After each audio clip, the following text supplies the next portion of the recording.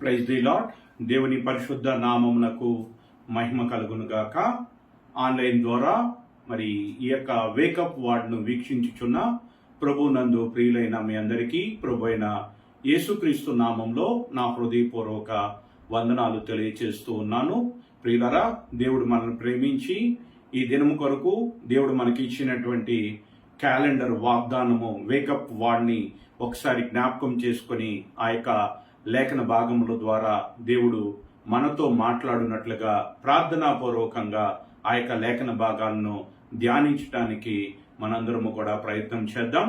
ఈరోజు దేవుడు మనకి ఇచ్చినటువంటి వేకప్ వార్డ్ క్యాలెండర్ వాక్యము ఏమనగా మత్తయి రాసిన సువార్త 6వ అధ్యాయము 18వ వచనం. మత్తయి రాసిన సువార్త 6వ అధ్యాయము 18వ వచనం. అప్పుడు రహస్యమందు చూచుచున్న నీ తండ్రి నీకు ప్రతిఫలమిచ్చును. దేవుడి యొక్క మాటల ద్వారా, ఈ యొక్క వాక్యము ద్వారా మనందరితో మాట్లాడున్నట్లుగా ప్రార్థనాపూర్వకంగా ఈ యొక్క లేఖన భాగాలను ధ్యానించుకుందాం.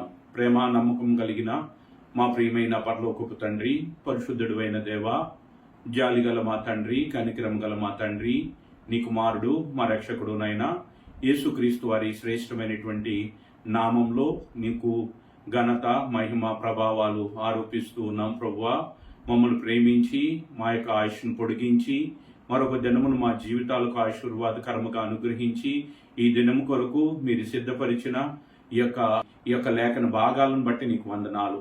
ఈ లేఖన భాగాలను ధ్యానించుచుండగా ప్రభువా, నీ ఆత్మ సహాయంతో మా అందరికీ బోధించండి, నాతో మాట్లాడండి, మా అందరితో కూడా మీరు మాట్లాడే సహాయం దయచేయండి.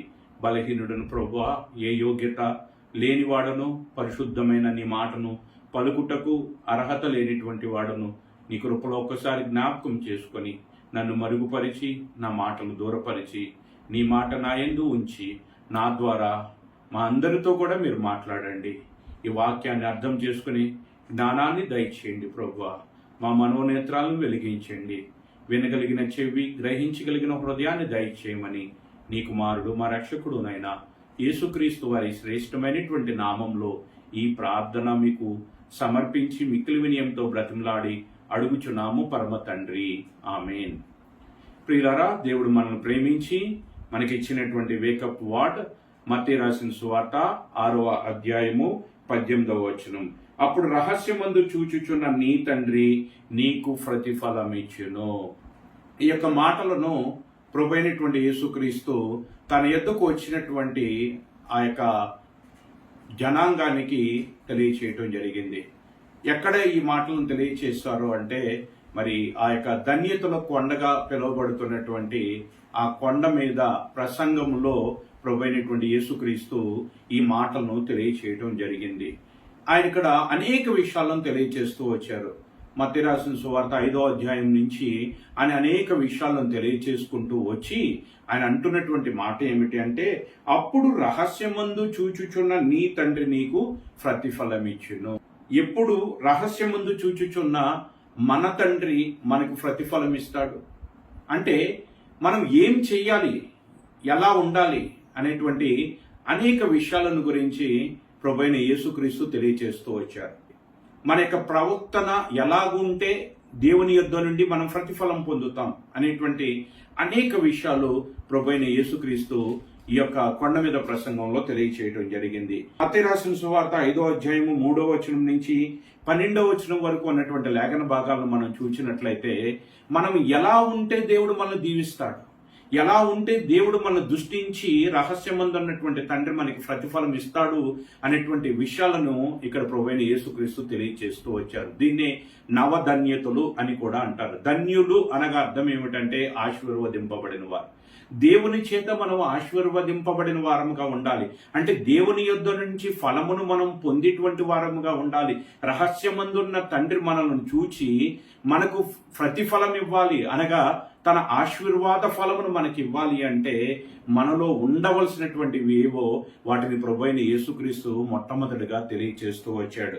మత్తయి రాసిన సువార్త 5వ అధ్యాయం 3వ వచనం నుంచి మనం చూసినట్లయితే ఆత్మ విషయమై దీనులుగా ఉండాలని, దుఃఖపడేటువంటి వారముగా, సాత్వికులుగా, నీతి కొరకు ఆకలి దప్పులు కలిగినటువంటి వారుగా, కనికరము కలిగినటువంటి వారముగా, హృదయశుద్ధి కలిగినటువంటి వారముగా, సమాధానపరిచేటువంటి వారముగా, నీతి నిమిత్తము హింసింపబడేటువంటి పరిస్థితులు మన జీవితంలో వచ్చినప్పుడు కూడా వెనుతిరగనటువంటి వారముగా, దేవుని కొరకు నిలబడేటువంటి వారముగా మనం ఉండాలని, అదే రీతిగా దేవుని నామము నిమిత్తము హింసింపబడుతూ అబద్ధముగా చెడ్డ మాటలు అనగా నిందలు మన మీద మోపబడుతూ ఉన్నప్పుడు కూడా మనము అది మహాభాగ్యమని ప్రభువు మనకు ముందుగానే చెప్పాడని, ఆ రీతిగా మరి చెడ్డ మాటలు మన గురించి మాట్లాడుతున్నారు, మన మీద నిందలు వేస్తున్నారంటే అది మనకు ధన్యకరమైనది, అది దీవెనకరమైనది. అటువంటి పరిస్థితుల్లో దేవుడు మనల్ని దృష్టించి చూస్తాడు అని మనము దేవుని యందు, దేవుని వాక్యమును బట్టి మనము సంతోషించేటువంటి వారముగా మనం ఉన్నట్లయితే దేవుడు మనకు ప్రతిఫలం ఇచ్చేటువంటి వాడుగా ఉన్నాడు. పరలోక సంబంధమైన ప్రతిఫలమును, పరలోక సంబంధమైన ఆశీర్వాదమును అనుగ్రహించేటువంటి దేవుడిగా ఆయన ఉన్నాడు అని, ఈ గుణ లక్షణాలు ఎవరితో అయితే ఉంటాయో వారిని దేవుడు దృష్టించి చూచి వారిని ఆశీర్వాద ఫలముతో దేవుడు నింపేటువంటి వాడుగా ఉన్నాడు అని ప్రభువైన యేసుక్రీస్తు ఆనాడు సమాజానికి, తన యుద్ధకు వచ్చినటువంటి ప్రజలకు, శిష్యులకు ఆయన తెలియజేస్తూ వచ్చాడు. ఆ రోజే కాదు, ఈ రోజు కూడా మరి దేవుడు ఈ గుణ లక్షణాలు ఎవరిలో అయితే ఉంటాయో వారిని చూచేటువంటి వాడుగా ఉన్నాడు, వారి ప్రార్థనలకు ప్రతిఫలం ఇచ్చేటువంటి వారుగా ఉన్నాడు.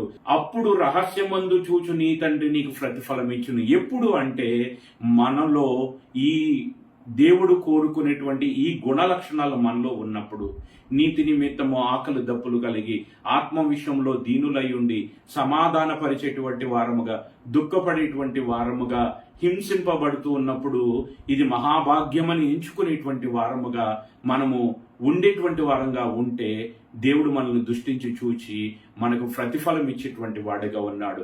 శ్రేష్టమైనటువంటి ఈవులను, పరలోక సంబంధమైనటువంటి ఈవులను మనకు అనుగ్రహించి మనలను ధన్యులుగా ఆయన భావించి మన నిమిత్తము పరలోకములో మన ధనమును ఆయన అధికము చేయు దేవుడిగా ఉన్నాడు అని ప్రభువైన యేసుక్రీస్తు తెలియజేస్తూ ఉన్నాడు. అదే రీతిగా మరి 13వ వచనం నుంచి మరి 16వ వచనము వరకు మనం చూసినట్లయితే మనం ఎలా ఉండాలి, మనలో ఉండవలసినటువంటి గుణగణాలను గురించి తెలియజేస్తూ ఉన్నాడు. అదే రీతిగా మనం లోకంలో ఎలా ఉండాలనేటువంటి విషయాలను కూడా ప్రభువైన యేసుక్రీస్తు తెలియజేస్తూ ఉన్నాడు. ఈ రీతిగా ఉన్నట్లయితే, అప్పుడు మీరు ఈ రీతిగా ఉన్నట్లయితే అప్పుడు రహస్యమందు చూచు మీ తండ్రి మీకు ప్రతిఫలం ఇచ్చును అని చెప్తున్నాడు. ఎలా ఉంటే దేవుడు మనకు ప్రతిఫలం ఇస్తాడు, ఆశీర్వాద ఫలమును మనకు అనుగ్రహిస్తాడంటే ఇక్కడ మరి చూచినట్లయితే 13వ వచనం నుంచి మీరు లోకమునకు ఉప్పై ఉన్నారు, మీరు లోకమునకు వెలుగై ఉన్నారు అని తెలియజేస్తున్నారు. లోకమునకు మనం ఉప్పుగా ఉండాలి అంటున్నాడు. అంటే ఉప్పు అనేటువంటిది మనం వండుకున్నటువంటి ఆహారానికి రుచి కలగ చేసినటువంటి రీతిగా మన మాటలు ఉప్పు వేసినట్టుగా రుచికరమైనదిగా ఉండాలి. ఎదుటివారు రక్షింపబడటానికి ఉపయోగపడేటువంటి రీతిగా మన మాటలు ఉండాలి అని ప్రభువైన యేసుక్రీస్తు తెలియజేస్తున్నారు. అదే రీతిగా లోకమునకు వెలుగై ఉండాలి. దేవుడు వెలుగై ఉన్నాడు. ఆ యొక్క వెలుగు మన మీద ప్రకాశిస్తూ ఉన్నప్పుడు మనము అద్దము వలె ఆ యొక్క వెలుగును లోకము మీదకి ప్రసరింప చేసి మనము మన క్రియల ద్వారా, మన సత్ప్రవర్తన ద్వారా, దేవుని వాక్యానుసారమైనటువంటి నడవడిక ద్వారా, వాక్యము లేకుండా లోకంలో ఉన్నటువంటి వారిని దేవుని కొరకు నడిపించేటువంటి వారముగా మనము ఉన్నప్పుడు రహస్యమందున్న తండ్రి మనలను చూచి మనకు ఆశీర్వాద ఫలమును అనుగ్రహించువాడై ఉన్నాడు అని ప్రభువైన యేసుక్రీస్తు తెలియజేస్తూ వచ్చాడు. మొట్టమొదటిగా మనలో ఉండవలసిన గుణగణాలను గురించి తెలియజేస్తూ వచ్చాడు. రెండవదిగా మనం లోకంలో ఎలా ఉండాలనేటువంటి విషయాలను గురించి కూడా ఆయన తెలియచేస్తూ వచ్చాడు. మూడవదిగా మనము ధర్మ కార్యాలు చేస్తూ ఉన్నప్పుడు, నీతి కార్యాలు చేస్తూ ఉన్నప్పుడు ఆ ధర్మ కార్యాలు ఎలాగుండాలి, ఆ నీతి కార్యాలు ఎలాగుండాలనేటువంటి విషయాలను గురించి మత్తయి రాసిన సువార్త 6వ అధ్యాయంలో ఆయన ఈ రీతిగా తెలియచేస్తూ ఉన్నాడు. మనుషులకు కనబడవలనని వారి ఎదుట మీ నీతి కార్యములు చేయకుండా జాగ్రత్త పడుడి. మనము ఏ దానము చేసినా, ఏ ధర్మము చేసినా ఆ నీతి కార్యాలు అనేటువంటివి ఏవి కూడా మరి మనుషులకు కనపడేటటువంటి రీతిగా చేయకూడదు. అందుకని ఏమంటున్నాడు అంటే 2వ వచనంలో, నీవు ధర్మము చేయుచున్నప్పుడు మనుషుల వలన ఘనత పొందవలనని వేషధారులు సమాజ మందిరముల్లోనూ వీధుల్లోనూ చేయులాగున నీ ముందర బోర ఊదింపవద్దు, వారు తమ ఫలమును పొంది ఉన్నారని నిశ్చయముగా మీతో చెప్పుచున్నాను.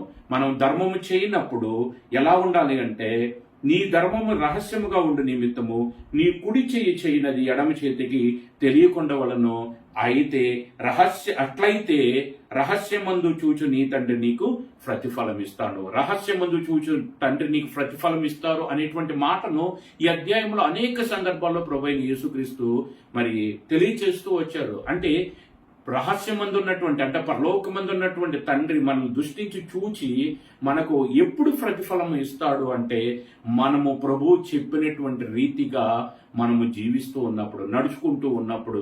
ముందుగా గుణగణాలను గురించి తెలియచేశాడు. ఆ గుణగణాలు మనలోకి వచ్చినట్లుగా సాధకము చేయడానికి మనం ప్రయత్నం చేసినప్పుడు దేవుడు మనకు ప్రతిఫలం ఇచ్చేటువంటి వాడుగా ఉన్నాడు. రెండవదిగా, లోకములో దేవుడు ఎలాగుండమంటున్నాడు, ఉప్పుగా లోకమునకు వెలుగుగా ఉండమంటే ఆ రీతిగా ఉండటానికి మనం ప్రయత్నం చేస్తూ ఉన్నప్పుడు మన క్రియల ద్వారా, మన సత్ప్రవర్తన ద్వారా, దేవుని వాక్యానుసారమైన నడవడిక ద్వారా ఇతరులు దేవుని దగ్గరకు వచ్చినప్పుడు దేవుడు మనకు ప్రతిఫలం ఇచ్చివాడై ఉన్నాడు. అదే రీతిగా దేవుని వాక్యమును బట్టి ధర్మము చేయనప్పుడు, ధర్మకార్యాలు చేయనప్పుడు అది ఇతరులు కనబడాలని, మనుషులకు కనబడాలని, మనుషుల చేత ఘనత పొందాలని కాకుండా దేవుడు చూచుచున్నాడని, దేవుని వాక్యాన్ని బట్టి, దేవుడు మనకు చేసిన దాన్ని బట్టి, దేవుడు మన పట్ల కరుణ చూపాడు, మన పట్ల జాలి చూపాడు, మన పట్ల ప్రేమ చూపాడు అనేటువంటి ఆ యొక్క దేవుని ప్రేమను అర్థం చేసుకొని, దేవుడు మనల్ని ఎలా ప్రేమించాడో, మన అవసరంలో దేవుడు ఎలా సహాయం చేస్తూ వస్తూ ఉన్నాడో అదే రీతిగా మనము ఇతరుల విషయంలో కూడా సహాయపడేటువంటి వారుగా, క్రీస్తు యేసునకు కలిగినటువంటి మనస్సు కలిగి, ఇతరుల పట్ల జాలి కలిగి వారికి దానము చేసేటప్పుడు, ధర్మం చేసేటప్పుడు దేవుని ప్రేమను బట్టి దేవుడు మనకు ఏ రీతిగా సహాయం చేశాడు అనేటువంటి దానిని జ్ఞాపకం చేసుకుని కృతజ్ఞతాపూర్వకంగా మనము ధర్మం చేయాలని, అది మనుషులకు కనబడాలని, ఘనత కోసం కాదు కానీ దేవుని కృపను మనం పొందాలని, దేవుడు మనకు చేసినటువంటి దానిని బట్టి మనము కూడా ఇతరులకు ఆ రీతిగా మరి దానము, ధర్మ విషయాల్లో కానీ మరి ఏ విషయాల్లోనైనా ఆ రీతిగా మనము ఇతరుల పట్ల నడుచుకోవాలి. దాన ధర్మాల విషయంలో మనము ఆ రీతిగా మరి ఉండాలని ప్రభువైన యేసుక్రీస్తు తెలియజేస్తున్నారు. ఆ రీతిగా ఉన్నట్లయితే అప్పుడు రహస్యమందు చూచు తండ్రి మన ప్రార్థనలకు ప్రతిఫలం ఇస్తాడు. మనకు రహస్యమందు ఉన్నటువంటి తండ్రి మనకు ప్రతిఫలం ఇచ్చేటువంటి దేవుడిగా ఉన్నాడు. అదే రీతిగా 6వ అధ్యాయం 5వ వచనం నుంచి మనం చూసినప్పుడు, మరియు మీరు ప్రార్థన చేయనప్పుడు వేషధారుల వలె ఉండవద్దు, మనుషులకు కనబడవల్లని సమాజ మందిరములలోను వీధుల మూలలోను నిలిచి ప్రార్థన చేయటం వారికి ఇష్టము. మనం ప్రార్థన చేసేటప్పుడు వ్యక్తిగతమైనటువంటి ప్రార్థన, ఆ వ్యక్తిగతమైనటువంటి ప్రార్థనలో కూడా ఎలా ఉండాలి అంటే దేవునికి వినబడాలి. మనుషులు చూడాలని, మనుషుల దృష్టిలో ప్రార్థనాపరులని అనిపించుకోవాలని కాదు, దేవుని దృష్టిలో మంచి ప్రార్థనాపరుడుగా మనం అనిపించుకోవాలనేటువంటి ఉద్దేశంతో మనం ప్రార్థించే వారంగా ఉండాలి. అలా ఉన్నట్లయితే అప్పుడు దేవుడు మనల్ని దృష్టించి చూసేటువంటి వాడుగా ఉన్నాడు. మన ప్రార్థనలకు ఆయన ప్రతిఫలం ఇచ్చేటువంటి వాడుగా ఉన్నాడు అని ప్రభువైన యేసుక్రీస్తు ఈ యొక్క మాటల ద్వారా మనకు తెలియజేస్తూ ఉన్నాడు. అదే రీతిగా మరి ఇంకా కిందకి వెళ్ళినట్లయితే కింద వచనాలలో 6వ అధ్యాయము 16వ వచనంలో మనం ఉపవాసం చేసేటప్పుడు కూడా ఎలా చేయాలని దేవుడు కోరుకుంటున్నాడు అంటే, మనం ఉపవాసం చేస్తున్నామని అది మనకును పరలోకమందున్న తండ్రికి మాత్రమే తెలియాలి, మరెవరికి కూడా తెలియకూడదు. ఇది వ్యక్తిగతమైనటువంటి ఉపవాసాన్ని గురించి. ఈ రీతిగా మనం ఉపవాసం చేస్తున్నప్పుడు, మనం ఉపవాసం చేస్తున్నామని మన ముఖమును వికారముగా చేసుకొని, దుఃఖముగా మన ముఖమును ఇతరులకు చూపించుకొని, ఇతర దృష్టిలో మనం ఉపవాసం చేస్తూ ప్రార్థనాపరులుగా ఉన్నామని మనం అనిపించుకోకూడదు. మనం చేసే ఉపవాసమును దేవుడు మాత్రమే దృష్టించి చూడాలి. ఆ రీతిగా ఉన్నట్లయితే అప్పుడు దేవుడు మనల్ని దృష్టించి చూచి మనకు ప్రతిఫలం ఇచ్చేటువంటి దేవుడిగా ఉన్నాడు అని ప్రభువైన యేసుక్రీస్తు తండ్రి యొక్క ఉద్దేశాలను, తండ్రి మనల్ని దృష్టించి చూడాలంటే మనలో ఉండవలసినటువంటి గుణములను, మనం నడవలసినటువంటి విధానాన్ని గురించి ప్రభువైన యేసుక్రీస్తు మనకి తెలియచేస్తూ వస్తూ ఉన్నాడు. కాబట్టి ఈ దినము దేవుడు మనకి ఇచ్చినటువంటి శ్రేష్టమైనటువంటి లేఖన భాగము ఏమిటి అంటే, మత్తయి రాసిన సువార్త 6వ అధ్యాయం 18వ వచనంలో, రహస్యమందు చూచుచున్న నీ తండ్రి నీకు ప్రతిఫలం ఇచ్చును.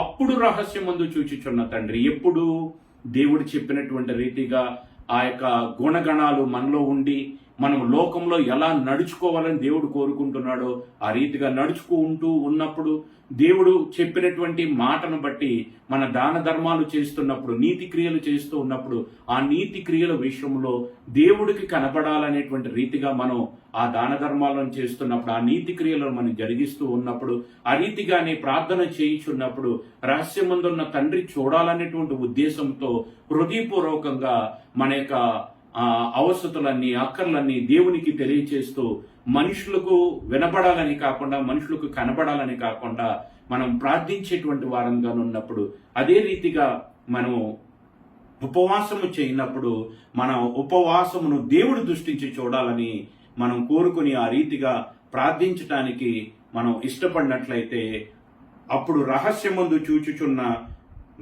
నీ తండ్రి నీకు ప్రతిఫలం ఇచ్చును. అప్పుడు రహస్యమందు చూచుచున్న నీ తండ్రి నీకు ప్రతిఫలం ఇచ్చును. అంటే అప్పుడు దేవుడు మనల్ని దృష్టించి చూచి మనకు ప్రతిఫలం ఇస్తాడు, మన ప్రార్థనలకు ప్రతిఫలం ఇస్తాడు, మనకు ఆశీర్వాద ఫలమును ఇస్తాడు, మనం కోరుకున్న దాన్ని దేవుడు మనకు దయచేస్తాడు. కాబట్టి దేవుని యొద్ద నుంచి మన ప్రార్థనలకు ప్రతిఫలం రావాలంటే, దేవుని యొద్ద నుంచి ఆశీర్వాద ఫలమును మనం పొందాలి అంటే, దేవుడు చెప్పినటువంటి రీతిగా మనము నడుచుకోవాలి అని దేవుడు ఈ యొక్క దినమందు ఈ యొక్క లేఖన భాగముల ద్వారా మనందరితో కూడా మాట్లాడుతూ ఉన్నాడు. దేవుడు మనల్ని దీవించాలని ఆశపడుతూ ఉన్నాడు. దేవుడు మనకు ప్రతిఫలం ఇవ్వాలని ఆశపడుతూ ఉన్నాడు. దేవుడు మనల్ని హెచ్చించాలని ఆశపడుతున్నాడు.